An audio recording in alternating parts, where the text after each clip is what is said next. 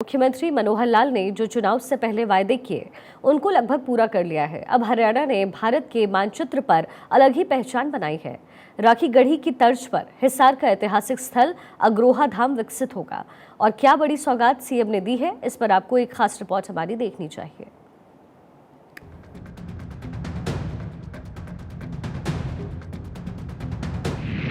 अग्रोहा को मनोहर उपहार। राखी गढ़ी की तर्ज पर अग्रोहा धाम होगा स्थापित। पुरातत्व स्थल के रूप में होगा विकसित। अग्रोहा साइट को लेकर memorandum of understanding sign. Hisar के अग्रोहा धाम में स्थित पुरातत्व स्थल को विकसित करने को लेकर भारतीय पुरातत्व सर्वेक्षण और हरियाणा पुरातत्व एवं संग्रहालय विभाग के बीच समझौता ज्ञापन पर साइन हुए। इस अवसर पर मुख्यमंत्री मनोहर लाल ने कहा कि अग्रोहा में स्थित महाराजा अग्रसेन मेडिकल कॉलेज में शोध के लिए महाराजा अग्रसेन के नाम पर चेयर और हिसार हवाई अड्डे पर महाराजा अग्रसेन की प्रतिमा स्थापित की जाएगी। मुख्यमंत्री मनोहर लाल ने कहा कि हिसार हवाई अड्डे पर महाराजा अग्रसेन की जो प्रतिमा स्थापित की जाएगी, ये प्रतिमा समाज के सहयोग में निर्मित होगी।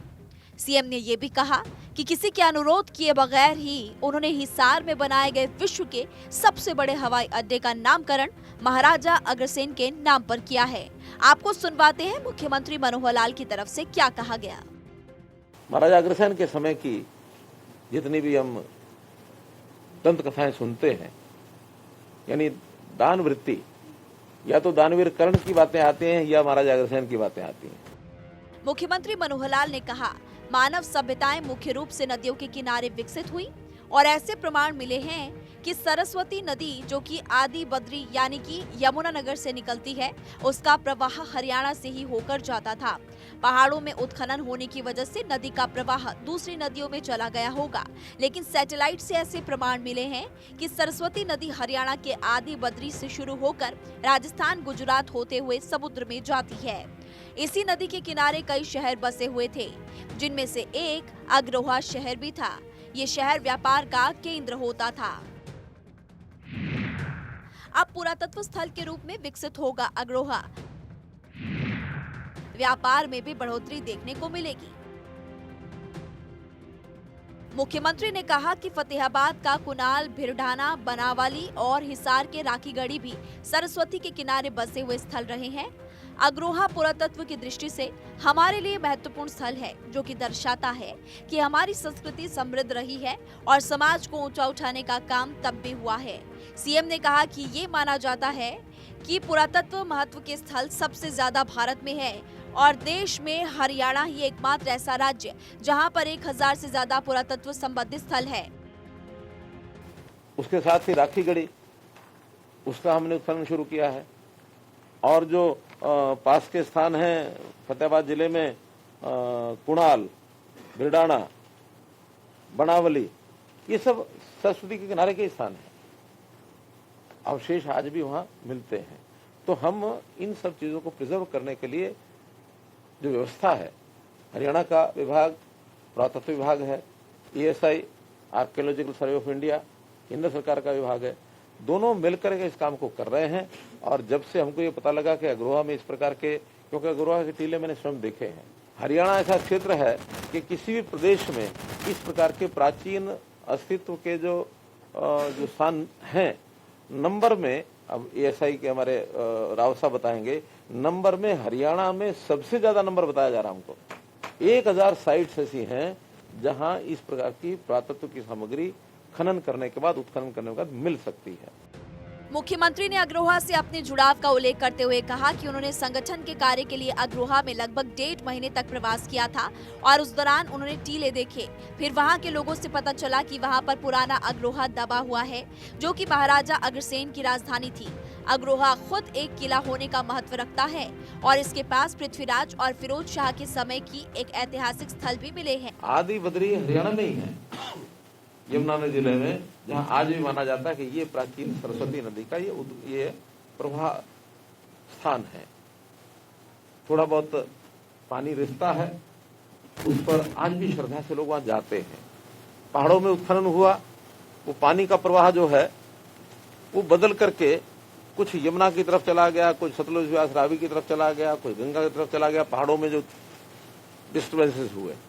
लेकिन सरस्वती का मार्ग आज भी सैटेलाइट ये बताता है कि उसका ये मार्ग है, और उस मार्ग को हरियाणा से होते हुए, राजस्थान होते हुए, गुजरात होते हुए सिंधु खाड़ी में नदी गिरने का आज भी प्रमाण मिलते हैं। इस नदी के ऊपर कई शहर बसे हुए थे, और सौभाग्य से हम जो बैठे हम ये महसूस कर रहे हैं, आभास अपने ऊपर है कि अग्रोहा ये शहर भी सरस्वती नदी के किनारे पर है।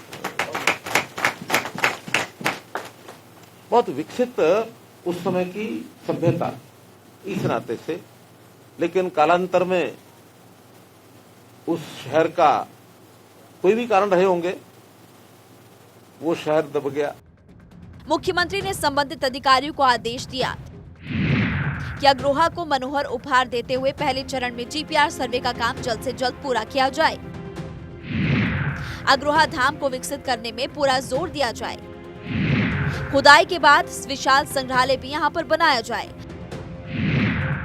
पर्यटन के रूप में अग्रोहा को विकसित करना होगा। ध्यान केंद्र के साथ नॉलेज पार्क का निर्माण होगा।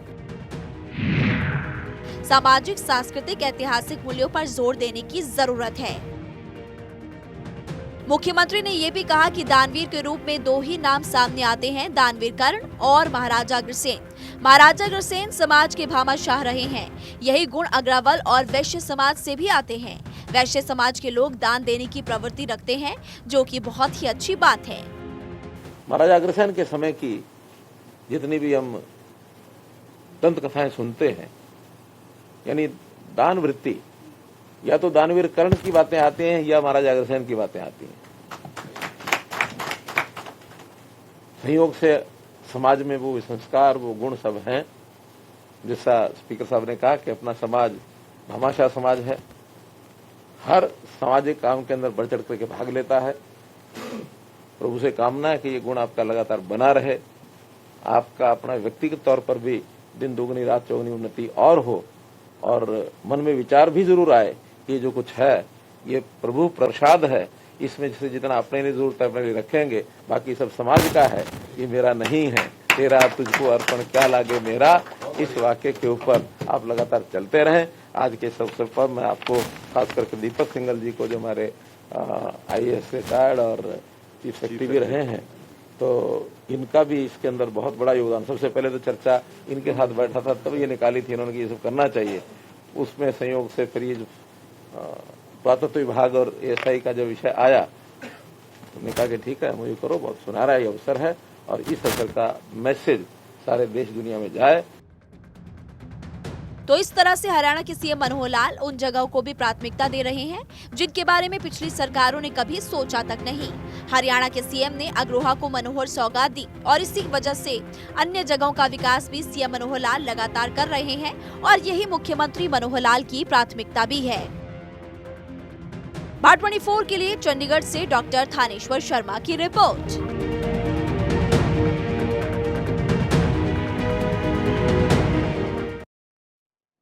इसके अलावा हरियाणा के मुख्यमंत्री मनोहर लाल ने पंचकुला और करनाल के लिए इलेक्ट्रिसिटी बस सेवा का भी शुभारंभ किया है। मुख्यमंत्री के इस मौके पर पहले 7 दिन इलेक्ट्रिसिटी बस सेवा मुफ्त करने की घोषणा की, और क्या कुछ राहत लोगों तक सीएम ने पहुंचाई है, इस रिपोर्ट के जरिए देखिए।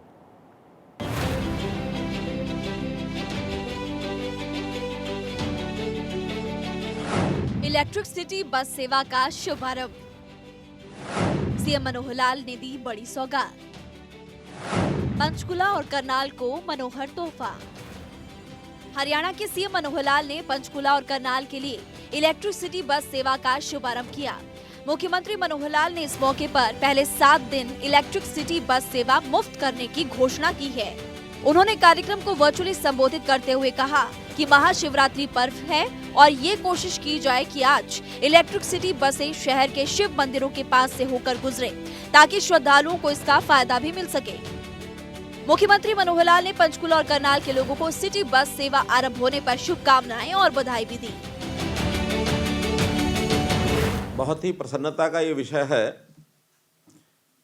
कि हरियाणा के 2 और स्थानों पर पंचकुला एवं करनाल सिटी बस सर्विस, ई बस सर्विस का लॉन्चिंग का कार्यक्रम ये हो रहा है। सबसे पहले तो आज महाशिवरात्रि का दिन है। मैं आपको महाशिवरात्रि की बहुत बहुत बधाई और बहुत बहुत शुभकामना देता हूँ। और साथ ही आज अंतर्राष्ट्रीय महिला दिवस भी है। 8 मार्च अंतर्राष्ट्रीय महिला दिवस होता है। इस नाते से अंतर्राष्ट्रीय महिला दिवस की भी आपको बहुत बहुत बधाई, बहुत बहुत शुभकामना।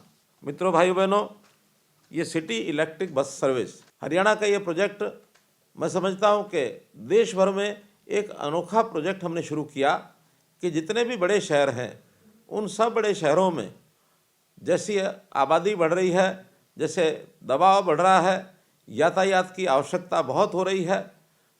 जब लोग अपने व्यक्तिगत साधनों को लेकर चलते हैं तो उससे प्रदूषण भी बढ़ता है, ट्रैफिक बढ़ता है और जीवन की एक प्रकार से ऊहापोह में हमारा समय, साधन बहुत बर्बाद होते हैं। इन सब चीज़ों को ध्यान में रखते हुए जो पब्लिक ट्रांसपोर्ट सर्विस, इसको बढ़ाने के लिए हमने इस बस सर्विस यानी सिटी बस सर्विस इसको शुरुआत की है। इलेक्ट्रिक सिटी बस सेवा का शुभारंभ किया गया। शुरुआत के 7 दिनों में फ्री बस सेवा मिलेगी और श्रद्धालुओं को इसका खास फायदा भी मिलेगा। पंचकुला और करनाल में फिलहाल इलेक्ट्रिक सिटी बस सेवा में 5-5 बसों को शामिल किया गया है। शीघ्र ही बाकी बसों को भी इस बेड़े में शामिल किया जाएगा। 45 सीटर ये इलेक्ट्रिक बसें हैं। 5 किलोमीटर के दायरे तक 10 रुपए का किराया होगा और 5 किलोमीटर के बाद हर 3 किलोमीटर पर 5 रुपए की किराए में वृद्धि हो जाएगी। बस का रूट शहर के लोगों की मांग पर तैयार किया जाएगा और शहर के साथ लगते हुए कस्बों में भी इसका विस्तार किया जाएगा।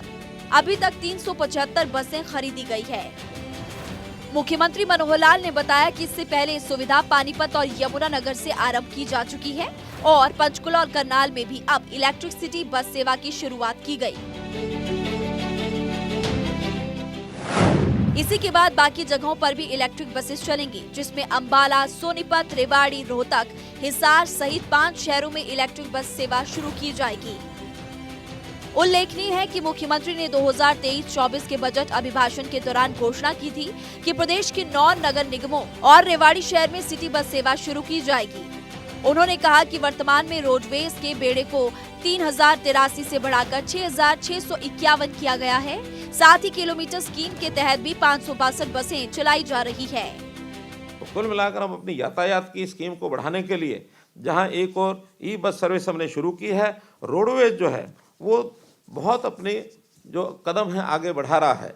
रोडवेज का हमारा फ्लीट अभी तक जो हमारा 3083 का जो फ्लीट था उसमें नई बसें जो शामिल की गई हैं, अब ये 4651 बसों का ये फ्लीट हो गया है। और इसके साथ साथ किलोमीटर स्कीम ये भी हम चला रहे हैं, उसमें 562 बसें ये चलाई जा रही हैं। ई टिकटिंग की प्रणाली ये भी हमने शुरू कर दी है। तो अब हर सवारी को ई टिकटिंग के लिए और उसको एक आग्रह किया जाएगा कि अपना कूपन लेकर ई टिकटिंग के लिए वो आगे आए। एक निश्चित राशि का वो कूपन होगा और उसके बाद उसकी स्वाइप करके उसका हिसाब किताब उसके अंदर किया जाएगा। मुख्यमंत्री ने कहा कि नई लॉन्च की गई इलेक्ट्रिक बस सेवा एक शून्य उत्सर्जन वाहन है, जिसके अपने संचालन के 10 सालों में लगभग 4,20,000 लीटर डीजल की बचत होगी। इससे न केवल प्रदेश के लोगों को सुगम परिवहन का लाभ मिलेगा, बल्कि पर्यावरण प्रदूषण को भी कम करने में मदद मिलेगी। ये बसें तेजी से चार्ज होने वाली लिथियम आयन बैटरी द्वारा संचालित है और real time passenger information system यानी कि PIS, आपातकालीन स्थिति के लिए पैनिक बटन, वाहन स्थान और ट्रैकिंग सिस्टम, CCTV कैमरे, पब्लिक एड्रेस सिस्टम और भी ऐसी आधुनिक सुविधाएं इसमें शामिल की गई है। हमने Haryana city bus service limited के माध्यम से ये जो व्यवस्थाएं की हैं, इसमें बसों की सुविधा ये भी ध्यान रखी गई है। 45 सीटर ये बसें होंगी, CCTV कैमरा भी उसमें लगेगा, USB सॉकेट भी उसमें लगा है ताकि आपातकालीन हमें अपना मोबाइल भी चार्ज कर सकते हैं। कोई भी आपातकाल आने पर उसमें एक बटन की सुविधा भी रहेगी और उसके अंदर किसी प्रकार की कोई आवश्यकता पड़ने पर जो सुरक्षा सुविधाएं ये भी प्राप्त हो पाएंगी। सिंगल चार्ज यानी चार्जिंग के बाद बैटरी पर चार्ज ये होगी तो एक सिंगल चार्ज में 200 किलोमीटर एक बार चार्ज के बाद ये बस चल पाएगी शहरों में, और शहरों के साथ जो हमारे कस्बे हैं उन कस्बों तक भी इनकी सर्विस ये शुरू करने का प्रावधान है। अभी हमने 375 इलेक्ट्रिक बसें ये खरीदी हैं और इन सभी 12 शहरों में ये मुझे लगता है कि पर्याप्त रहेंगी। इसके अलावा और भी जो बड़े शहर हैं उन बड़े शहरों का प्रावधान भी इनके साथ जोड़ करके किया जाएगा। अत्याधुनिक वातानुकूलित इलेक्ट्रिक बसों के बेड़े के साथ 12 सालों में अधिक समय की 2450 करोड़ रुपए की ये परियोजनाएं प्रदूषण रहित पर्यावरण की दिशा में एक बड़ा कदम है, जिससे हरियाणा में प्रदूषण भी कम होगा और लोग ताजी सांस भी ले पाएंगे। इसी योजना के साथ हरियाणा के सीएम मनोहर लाल राज्य का विकास लगातार कर रहे हैं और हरियाणा राज्य लगातार आगे भी बढ़ रहा है। भारत 24 के लिए चंडीगढ़ से डॉक्टर थानेश्वर शर्मा की रिपोर्ट।